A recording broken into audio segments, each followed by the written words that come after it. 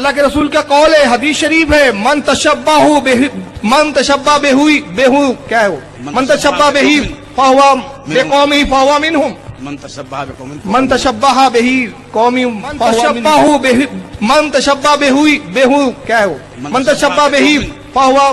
मुनाजरा करेंगे बेचारे, एक लाइन तो पढ़ नहीं सकते, हदीस क्या पढ़ेंगे। बिस्मिल्लाहिर्रहमानिर्रहीम। मोहतरम सामईन, आप अच्छी तरह जानते हैं कि अबू दाऊद किताबुल लिबास की वो रिवायत बहुत मशहूर है, मन तशब्बह बिकौमिन फहुव मिनहुम। हदीस बहुत छोटी सी है, लेकिन एक साहब उसका एक लफ्ज तशब्बह नहीं पढ़ पा रहे हैं, यहाँ तक कि बार बार उनको लुक़मे दिए जा रहे हैं, फिर भी वो कभी बहा बहू बेही और पता नहीं क्या क्या कह रहे हैं। तो ये फ़र्क होता है एक आलिम में और एक अनपढ़ में, जो बज़ाम ख़ेश आलिम बन बैठा हो और इस स्टेज पर बैठ करके बड़ी बड़ी बातें करता हो। और यह हदीस जिसके लफ्ज़ का वो तलफ़ुज़ नहीं कर पा रहा था, अल्हम्दुलिल्लाह मैंने उस पूरी हदीस की तरकीब नहवी कर दी है, मन तशब्बह बिकौमिन फहुव मिनहुम। बिस्मिल्लाहिर्रहमानिर्रहीम। अस्सलामु अलैकुम वरहमतुल्लाहि वबरकातुहू। अल्हम्दुलिल्लाहि रब्बिल आलमीन वस्सलातु वस्सलामु अला अशरफिल अंबिया वल मुरसलीन नबीना मुहम्मद व अला आलिहि व सहबिहि अजमईन, अम्मा बअद। औज़ु बिल्लाहि मिनश शैतानिर रजीम, बिस्मिल्लाहिर रहमानिर रहीम। क़ाल अल्लाहु तबारक व तआला फ़ी क़ुरआनिल मजीद, या अय्युहल्लज़ीना आमनू इन जाअकुम फ़ासिक़ुम बिनबइन फ़तबय्यनु अन तुसीबू क़ौमन बिजहालतिन फ़तुस्बिहू अला मा फ़अलतुम नादिमीन। वक़ाल नबी सल्लल्लाहु अलैहि वसल्लम, मन कज़ब अलय्य मुतअम्मिदन फ़लियतबव्वअ मक़अदहु मिनन नार। रब्बि इश्रह ली सदरी व यस्सिर ली अमरी वहलुल उक़दतम मिन लिसानी यफ़क़हू क़ौली रब्बि ज़िदनी इल्मा। मेरे अजीज़ दोस्तों और भाइयों और मेरी इस्लामी ख़वातीनो हज़रात, जैसा कि आपने वीडियो के अंदर सुना है, एक बरेलवी मौलवी किस तरह से उस हदीस को पढ़ रहा है और उसका जवाब अल्लामा जलालुद्दीन कासमी साहब ने दी है। मैं उस हदीस की सनद के बारे में आपके सामने उसूली तौर से बात रखने की कोशिश करूंगा इंशाअल्लाह तबारक व तआला, कि क्या वो हदीस जिसको पढ़ा गया है मन तशब्बह बिकौमिन फहुव मिनहुम, वो उसूल हदीस व अस्माउ रिजाल व जरह तादील के मीज़ान पर उसकी सनद सही है या सही नहीं है। अल्लाह तबारक व तआला से दुआ है कि अल्लाह तबारक व तआला हमें हक बात और सच बात कहने की तौफीक अता फरमाए, और जो हमसे लफ्ज़ी तौर पर कहने में खताएं हों अल्लाह तबारक व तआला उसको माफ़ फरमाए, आमीन या रब्बल आलमीन। मेरे जिस दोस्तों और भाइयों और मेरी इस्लामी ख़वातीनों हज़रात, जैसा कि मैं अपनी तहकीकी वीडियो में ये बारहा बात कहता रहता हूँ कि किसी की भी बात हो दीन के नाम पर, इसी तरह से दुनियावी मामलात के नाम पर, कोई भी बात हो फ़जाइल के नाम पर, मसाइल के नाम पर, तो उसकी सनद जरूर चेक कर लिया जाए, सवाल किया जाए, मुहक्किक आलिम से सवाल किया जाए जो मुत्तबे सुन्नत है, मुकल्लिद से नहीं बल्कि मुत्तबे सुन्नत आलिम से सवाल किया जाए जो तहकीक करने की सलाहियत रखता है। क्योंकि आज अक्सर व बेशतर मौलवी हजरात ऐसे हैं, डिग्री तो है उनके पास, लेकिन वो मुहद्दिसीन के मिशन को छोड़े हुए हैं, वो सनद की जांच पड़ताल नहीं करते, छानबीन नहीं करते। बस किसी ने कह दिया कि इसकी सनद सही है, इसकी सनद हसन है, उसी पर एतमाद करके, भरोसा करके और वो आगे बयान कर देते हैं लोगों में। जैसा कि मैं इस हदीस के हवाले से बातें रखूंगा कि किन किन लोगों ने इस हदीस को हसन या सही का हुक्म लगाया है, और इसी तरह से क्या उनका हसन और सही का हुक्म लगाना उसूली तौर से सही है या गलत है। ये तमाम बातें मैं पूरी हवाले के साथ इंशाअल्लाह तबारक व तआला आपके सामने बात रखने की कोशिश करूंगा। तो आइए एक बात सबसे पहले ये जान लें कि इस्लाम के अंदर गैर मुस्लिमों की मुखालफत करने का हुक्म दिया गया है कि जो गैर मुस्लिम लोग हैं چاہے وہ نصرانی ہوں، چاہے وہ پارسی ہوں، چاہے وہ یہودی ہوں، چاہے وہ ہندو مذہب کے ماننے والے لوگ ہوں، ہندو دھرم کے ماننے والے جو لوگ ہوں، ایک بات جان لیجئے کہ ہمارا یہ اسلام مذہب، ہمارا یہ اسلام دین ان تمام مذہبوں سے، ان تمام دھرموں سے، ان تمام ریلیجنوں سے خیر والا، بہتر والا مذہب ہے، بہتر والا دین ہے. اور یہ اسلام منع کرتا ہے ان غیر مذہب، ان غیر دھرم، ان غیر ریلیجنوں کے جو اندر خرابیاں ہیں، جو طریقے ہیں، جو کام ہیں، ان کی برابری کرنے سے، ان پر عمل کرنے سے، ان کو فالو کرنے سے ہمارا اسلام منع کرتا ہے. جیسا کہ آپ تفصیلی طور سے آپ دیکھ سکتے ہیں کہ ہمارا اسلام غیر مسلموں کے طریقوں پر چلنے سے بچنے کا حکم دیتا ہے کہ ان کے طریقوں پر مت چلو. اسی طرح سے اس بات کی پیشین گوئی بھی آپ صلی اللہ علیہ وسلم نے کی ہے کہ میری امت پچھلے لوگوں کے ان یعنی یہودی، پارسی، نصرانی جو لوگ ہیں، ان کے جو طور طریقے ہیں، ان کے جو کلچر ہیں مذہبی، ان کلچروں پر ضرور چلے گی.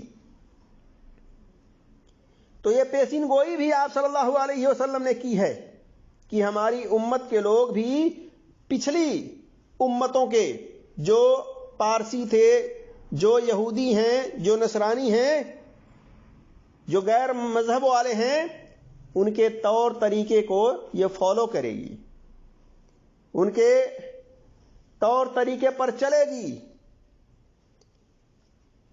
اسی طرح سے آج آپ دیکھ لیجئے اپنے معاشرے کے اندر، اپنے گھر کے اندر، اپنے اڑوس پڑوس میں، اپنے رشتہ داری میں بھی دیکھ لیں کہ آج ایک دوسرے سے جب ملاقات کی جاتی ہے، ایک دوسرے سے جب جدا ہوا جاتا ہے، الگ ہوا جاتا ہے، تو سلام کرنے کی بجائے tata, bye bye, hi hello اس طرح سے کیا جاتا ہے. جبکہ یہ طریقہ یہودیوں، نصرانیوں کا ہے، غیر مذہب والوں کا ہے.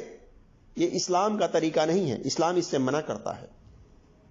لہذا جن جن چیزوں سے اسلام منع کرتا ہے، ہمارا دین اس سے بچنے کا حکم دیتا ہے، ہمارے اوپر فرض ہے کہ ہم اپنی استطاعت کے مطابق اس سے بچیں، اس کو دل میں ناپسند کریں کم سے کم. اسی طرح سے ہر مسلمان نماز کے اندر یہ دعا بھی کرتا ہے کہ ہمیں ان گمراہ لوگوں کے طریقے پر نہ چلا، جیسا کہ سورہ فاتحہ کے اندر آپ جانتے ہوں گے. ان تمام باتوں کو آپ تفصیل سے اگر دیکھنا چاہیں تو آپ دیکھ سکتے ہیں صحیح مسلم کے اندر حدیث نمبر 302 پر، 694 پر، اور صحیح بخاری کے اندر حدیث نمبر 7319 پر، 7320 پر، سنن ابن ماجہ کے اندر حدیث نمبر 3994 وغیرہ پر. تو اس سے پتا چلا کہ ہم تمام مسلمانوں کو، چاہے عورت ہوں، چاہے مرد ہوں، چاہے لڑکے ہوں، چاہے لڑکیاں ہوں، غیر مذہب والے، غیر مسلم جو لوگ ہیں، ان کے طور طریقے کو نہ اپنائیں، ان کے طور طریقے کو اپنانے سے بچیں، بلکہ اپنے اسلام کو لوگوں میں عام کریں، اپنے اسلام کے طور طریقے کو لوگوں میں پھیلائیں. یہ ہونا چاہیے، کیونکہ ہمارا اسلام خیر والا مذہب ہے، بہتر مذہب ہے. اس کے اندر تمام کی تمام کوالٹیاں ہیں اور اچھی کوالٹیاں ہیں. اب آئیے ہم دیکھتے ہیں کہ اللہ تبارک و تعالیٰ نے تمام مسلمانوں سے کیا کہا ہے، تمام مسلمانوں کو کیا حکم دیا ہے. تو اس بارے میں سورہ حجرات آیت نمبر 6 میں اللہ تبارک و تعالیٰ نے فرمایا، یا ایھا الذین آمنوا ان جاءکم فاسق بنبأ فتبینوا، کہ اے ایمان والو اگر تمہارے پاس کوئی فاسق خبر لے کر آئے تو اس کی تحقیق کر لیا کرو.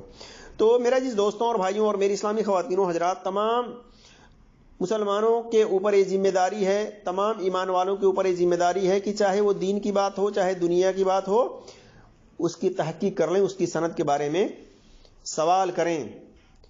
تبھی آپ کو پتہ لگ سکتا ہے کہ وہ بات صحیح ہے یا غلط ہے. اسی طرح سے نبی صلی اللہ علیہ وسلم کی طرف جان بوجھ کر کے جھوٹی بات منسوب کرنا، ایسے لوگوں کے لیے آپ صلی اللہ علیہ وسلم نے وارننگ دی ہے. فرمایا صحیح بخاری میں حدیث نمبر 109 110 وغیرہ میں، من کذب علی متعمدا فلیتبوأ مقعدہ من النار، کہ جس نے جان بوجھ کر کے میری طرف جھوٹی بات منسوب کی جس کو میں نے نہیں بیان کی ہے تو اس کو چاہیے کہ وہ اپنا ٹھکانہ جہنم میں بنا لے.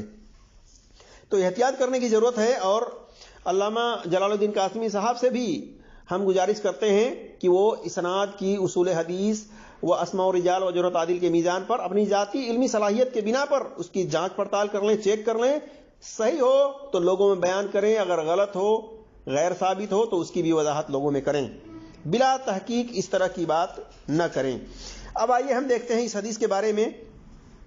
یہ حدیث من تشبہ بقوم فہو منہم، اس کو کئی صحابہ نے روایت کیا ہے، کئی صحابہ کی طرف منسوب ہے. جیسے عبداللہ بن عمر رضی اللہ تعالیٰ عنہ کی طرف منسوب ہے، انس رضی اللہ تعالیٰ عنہ کی طرف منسوب ہے، حذیفہ بن یمان رضی اللہ تعالیٰ عنہ کی طرف منسوب ہے، اسی طرح سے عمر رضی اللہ تعالیٰ عنہ کی طرف منسوب ہے، اور حسن بصری رحمۃ اللہ علیہ کی طرف منسوب ہے، اور ابو امامہ باہلی رضی اللہ تعالیٰ عنہ کی طرف منسوب ہے. اب آئیے ہم ایک ایک کر کے اس کی جانچ پڑتال کرتے ہیں، اس کی سند کے بارے میں، اس سند کے راویوں کے بارے میں دیکھنے کی کوشش کرتے ہیں اصولی طور سے. تو دیکھیے یہ حدیث جو ہے عبداللہ بن عمر رضی اللہ تعالیٰ عنہما سے، اس کے بارے میں جاننے کی کوشش کرتے ہیں. یہ حدیث فتح الباری بالتحقیق شعیب ارناؤت، امام محدث شعیب ارناؤت نے فتح الباری شرح صحیح بخاری کی تحقیق کی ہے. اس کے اندر جلد نمبر 6 صفحہ نمبر 99 کے اندر حدیث نمبر 2914 کے تحت انہوں نے تفصیل سے اس بارے میں وضاحت کی ہے اور لکھا اسناد ضعیف، کہ اس کی سند جو ہے کمزور ہے، غیر ثابت ہے، قوی نہیں ہے، مضبوط نہیں ہے.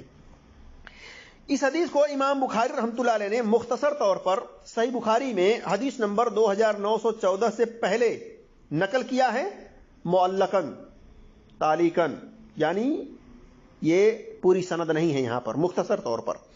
اور یہ ادھوری سند ہونے کی وجہ سے یہ باطل ہے، غیر ثابت ہے، صحیح نہیں ہے. اور یہ حدیث سنن ابی داؤد کے اندر حدیث نمبر 4031 پر ہے، المشکات کے اندر حدیث نمبر 4347 پر ہے، اور مسند عبد بن حمید کے اندر حدیث نمبر 846 ہے میری تحقیق کے مطابق. اسی طرح سے مسند احمد کے اندر حدیث نمبر 5114 ہے، 5115 ہے، 5667 ہے. یہ تحقیق شعیب ارناؤت والی کتاب میں آپ دیکھ سکتے ہیں، مسند احمد میں. اسی طرح سے ضم الکلام کے اندر 54 پر ہے، 54 پر، اور مسند سامعین طبرانی کی حدیث نمبر 216 ہے. شعیب الایمان کے اندر حدیث نمبر 1199، اور تہذیب الکمال جلد نمبر 34 صفحہ نمبر 324، اور ابن کیا نام ہے سیر علام النبلا کے اندر، سیر علام النبلا میں جلد نمبر 15 صفحہ نمبر 509، مصنف ابن ابی شیبہ کے اندر دیکھ سکتے ہیں حدیث نمبر 33016، اور تغلیق التعلیق ابن حجر کی جلد نمبر 3 صفحہ نمبر 445، اور میزان الاعتدال میں جلد نمبر 8 صفحہ نمبر 219، اور اسی طرح سے فتح الباری ابن حجر کی جلد نمبر 6 صفحہ نمبر 116، اور فیض القدیر جلد نمبر 3 صفحہ نمبر 204 میں دیکھ سکتے ہیں. اور فتح الباری کے اندر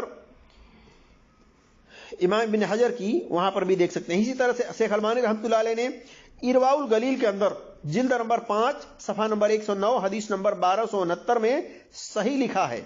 امام ابن تیمیہ رحمۃ اللہ علیہ نے الاقتداء کے اندر صفحہ نمبر 39 پر لکھا وہذا اسناد جید، اور اس کی سند مضبوط ہے، قوی ہے. اسی طرح سے حافظ عراقی نے تخریج الیحییٰ کے اندر جلد نمبر 1 صفحہ نمبر 342 میں حدیث نمبر 851 میں لکھا سند صحیح. اسی طرح سے ابن حجر نے الفتح الباری کے اندر جلد نمبر 10 صفحہ نمبر 222 میں لکھا سند حسن. کہ اس کی سند حسن ہے. اور بلوغ المرام جلد نمبر 4 صفحہ نمبر 239 میں بھی لکھا ہے. اور اسی طرح سے حافظ ذہبی نے سیر اعلام النبلا کے اندر لکھا اسناد صالح کہ اس کی سند صحیح ہے. اسی طرح سے میرے عزیز دوستوں اور بھائیوں، اس حدیث کے بارے میں شیخ البانی رحمۃ اللہ علیہ نے بھی صحیح کا حسن کا حکم لگایا ہے. حافظ زبیر علی زئی رحمۃ اللہ علیہ نے بھی حسن کا حکم لگایا ہے، جیسا کہ میں آگے وضاحت کروں گا.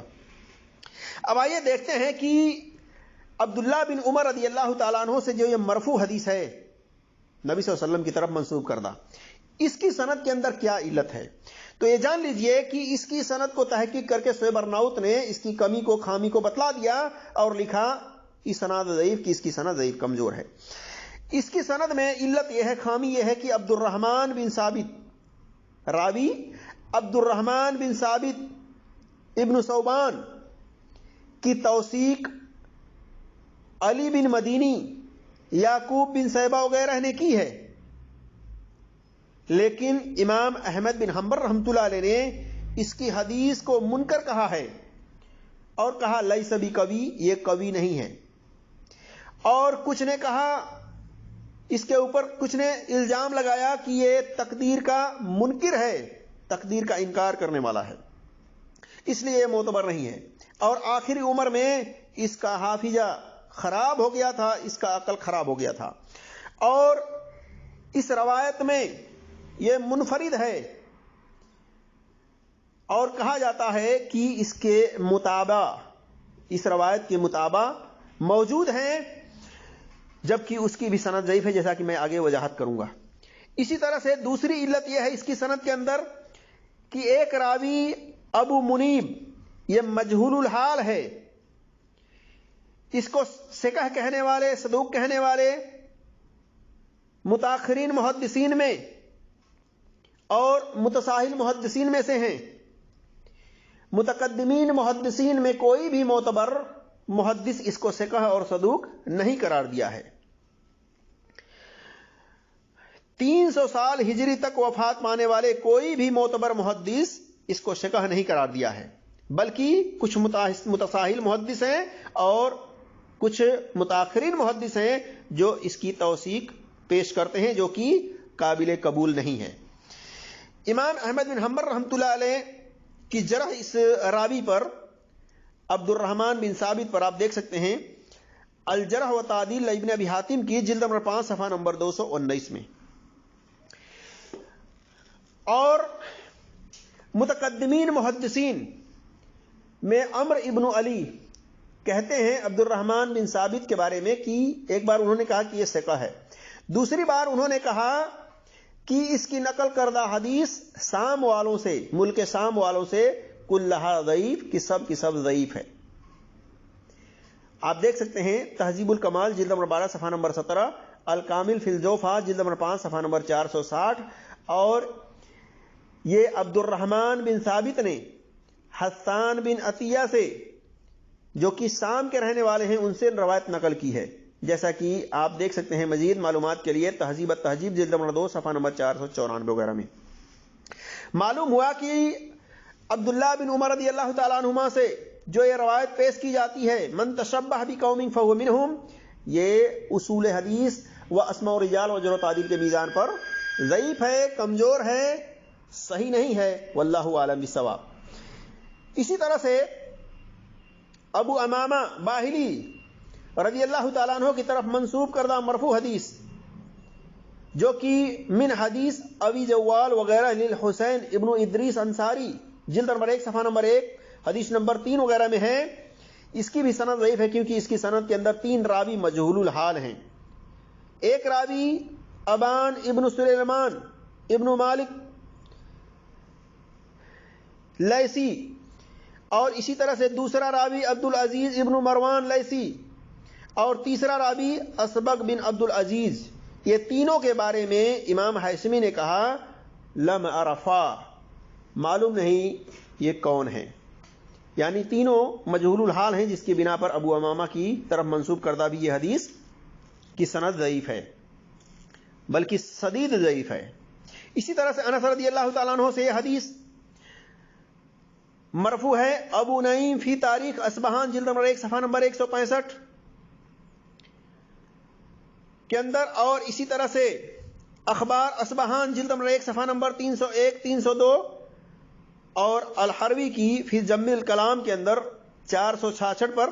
اس کی بھی سند ضعیف ہے کیونکہ اس کی سند کے اندر علت یہ ہے، خامی یہ ہے کہ راوی حجاج ابن یوسف بن قتیبہ کو امام علی بن مدینی رحمۃ اللہ علیہ نے مجہول قرار دیا ہے، یعنی اس کی حالات زندگی کے بارے میں پتہ نہیں یہ کون ہے.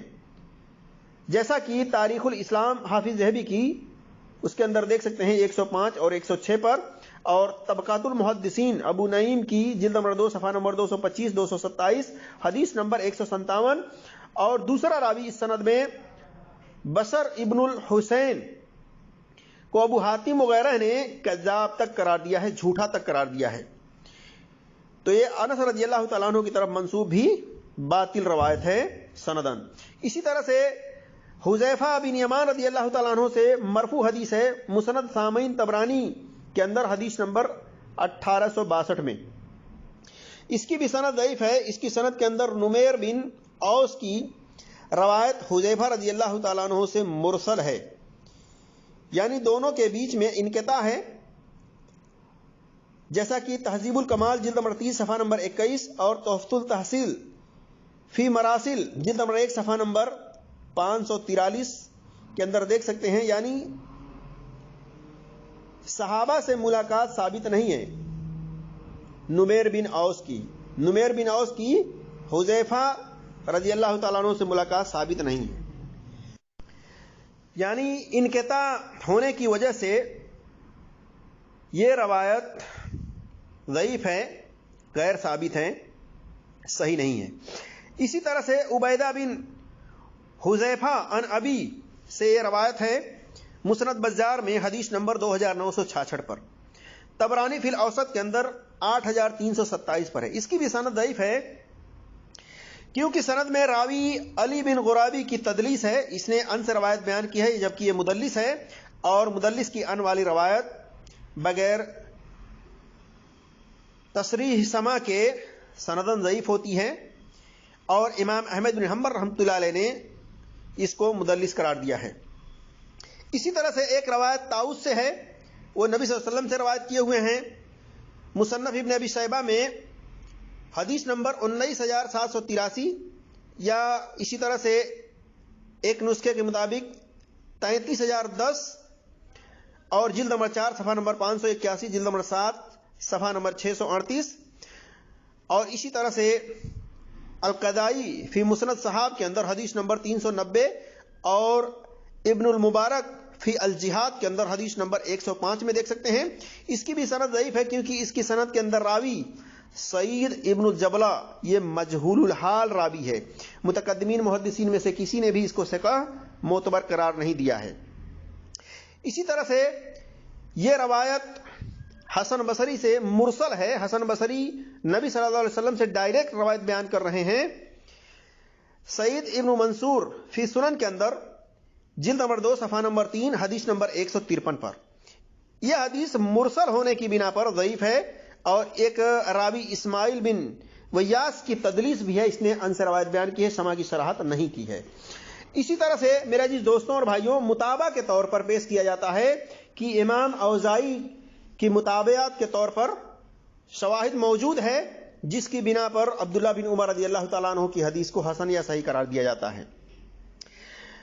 دیکھیے عبداللہ بن عمر رضی اللہ تعالیٰ عنہ سے مرفوع حدیث مشکل الاثار للطحاوی کی جلد نمبر 1 صفحہ نمبر 88، اسی طرح سے 213 حدیث نمبر 231.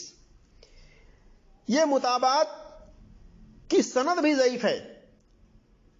اس کو حافظ زبیر علی زئی رحمۃ اللہ علیہ نے حسن قرار دیا ہے، جبکہ ان کا یہ حسن کہنا غلط ہے، کیونکہ سند میں الولید ابن المسلم تدلیس تسویہ یعنی سب سے بری تدلیس کرنے والا راوی ہے. اس طرح کے راوی سے مسلسل سند میں سما کی تصریح ہونی چاہیے، جبکہ اس سند میں مسلسل سما کی تصریح نہیں ہے. ولید بن مسلم نے الاوزائی بواسطہ ان حسان ابن عطیہ ان ابی منیب الجرسی ان عبداللہ بن عمر رضی اللہ تعالیٰ عنہ کی سند سے بیان کیا ہے. یعنی اپنے سے آگے عبداللہ بن عمر رضی اللہ تعالیٰ عنہ تک اس نے سما کی صراحت نہیں کی ہے، اس بنا پر یہ سند بھی ضعیف ہے، حسن نہیں ہے۔ اسی طرح سے ایک اور روایت ابو ہریرہ رضی اللہ تعالیٰ عنہ کی طرف مرفوع منسوب کیا جاتا ہے، سیر اعلام النبلاء کے اندر جلد نمبر 16 صفحہ نمبر 242 میں، اور ضم الکلام الحروی کی حدیث نمبر 465 کے تحت خود محقق نے خلاصہ کر دیا ہے اس بارے میں تفصیل سے، آپ دیکھ سکتے ہیں ضم الکلام الحروی کی حدیث نمبر 465۔ میری تحقیق کے مطابق اس کی سند ضعیف ہے، کیونکہ سند کے اندر راوی صدقہ ابن عبداللہ یہ ضعیف راوی ہے، اس کی حدیث منکر ہے، جیسا کہ امام بخاری رحمۃ اللہ علیہ نے کہا الجوفا الصغیر کے اندر صفحہ نمبر 61، اسی طرح سے میزان الاعتدال جلد نمبر 2 صفحہ نمبر 310، تہذیب الکمال جلد نمبر 13 صفحہ نمبر 133، علل ابن ابی حاتم کی علل حدیث کے اندر 956 وغیرہ پر دیکھ سکتے ہیں تفصیل سے۔ اسی طرح سے ایک روایت عمر رضی اللہ تعالیٰ عنہ سے مصنف عبد الرزاق میں حدیث نمبر 20986 پر ہے، یہ بھی انقطاع کی بنا پر ضعیف ہے۔ قتادہ جو ہے عمر رضی اللہ تعالیٰ عنہ سے یہ روایت نقل کر رہے ہیں، جبکہ قتادہ لم یدرک عمر ابن الخطاب رضی اللہ تعالیٰ عنہ، یعنی عمر رضی اللہ تعالیٰ عنہ کی وفات 23 ہجری بتائی جاتی ہے، جیسا کہ تاریخ دمشق میں جلد نمبر 44 صفحہ نمبر 465 پر صحیح سند سے لکھا ہوا ہے، اور قتادہ تابعی کی ولادت یعنی پیدائش سن 60 سے 61 ہجری بتائی جاتی ہے، جیسا کہ التقریب میں لکھا ہوا ہے۔ معلوم ہوا کہ دونوں کی ملاقات ثابت نہیں ہے، کافی عرصہ ہے بیچ میں، کافی غیب ہے، اس بنا پر یہ سند کٹی ہوئی ہے، متصل سند نہیں ہے، سند میں انقطاع ہے، اس کی بنا پر عمر رضی اللہ تعالیٰ عنہ سے بھی روایت ثابت نہیں ہے۔ میرے جس دوستوں اور بھائیوں، خلاصہ کلام یہ ہے کہ من تسبح بقوم فهو منهم، اس الفاظ کے ساتھ جو حدیث ہے کم و بیش الفاظ ہے اس کے متن کے اندر، کچھ متن اس کے اندر منکر بھی ہیں، جیسا کہ شعیب ارناؤت نے اس کی تحقیق میں لکھا ہوا ہے، اور یہ تمام کی تمام اس الفاظ کے ساتھ یہ روایت شواہد اور مطابعات کے ساتھ ضعیف ہے، واللہ اعلم بالصواب۔ السلام علیکم ورحمۃ اللہ وبرکاتہ۔